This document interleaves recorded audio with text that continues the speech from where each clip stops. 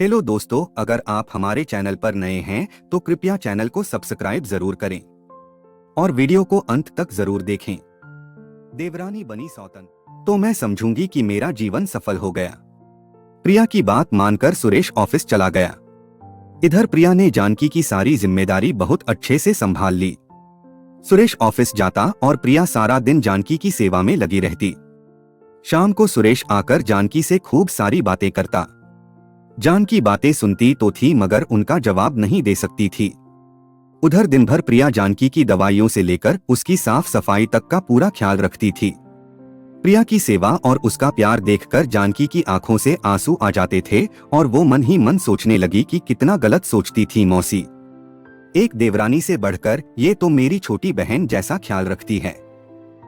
बेचारी का सुहाग नहीं रहा, लेकिन वो सब भुलाकर मेरी सेवादारी में लगी है। हे भगवान, मेरा तो जो होना था वो हो गया, पर इस बेचारी के साथ इतना अन्याय मत करो। बिना पति के कैसे जिएगी सारी जिंदगी। ऐसे ही कई महीने बीत गए। प्रिया के जी जान लगाने के बाद भी जानकी की तबीयत में कोई सुधार नहीं था। फिर एक दिन सुरेश ने प्रिया से कहा, सुरेश, प्रिया, मुझे काम के सिलसिले में एक हफ्ते के लिए बाहर जाना पड़ेगा। प्रिया, आप फिक्र मत कीजिए, मैं सब कुछ संभाल लूंगी। सुरेश के जाने के बाद तो प्रिया हर वक्त जानकी के साथ ही रहती और रात को भी उसी के बगल में सोती। जानकी अब पूरी तरह से समझ चुकी थी कि प्रिया वैसी बिल्कुल नहीं थी जैसा कि उसने सोचा था या उसे पढ़ाया गया था, बल्कि वो सच में नए जमाने की एक बहुत ही जिम्मेदार लड़की थी। फिर एक रात जब प्रिया सो गई तो जानकी ने फिर अपने मन में सोचा, कब तक ये दोनों मेरी सेवा ऐसे ही करते रहेंगे? कब तक सुरेश अकेले अपना जीवन काटेंगे?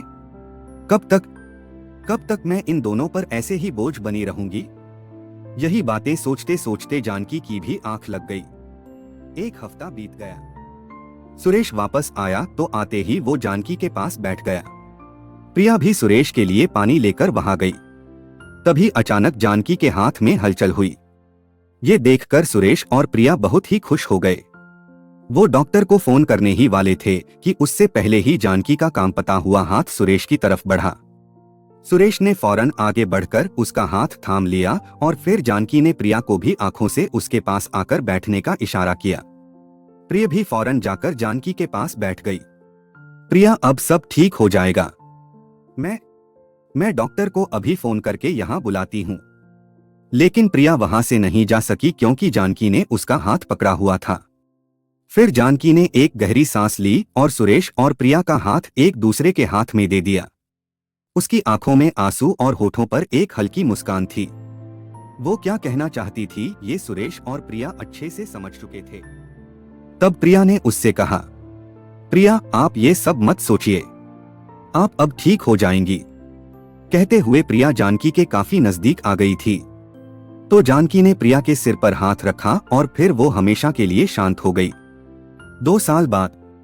सुरेश, प्रिया कहाँ हो? प्रिया, आई जी, लीजिए ये रहा आपका नाश्ता। सुरेश, बढ़िया, और मेरी गुड़िया कहाँ है? प्रिया अभी भी सो रही है।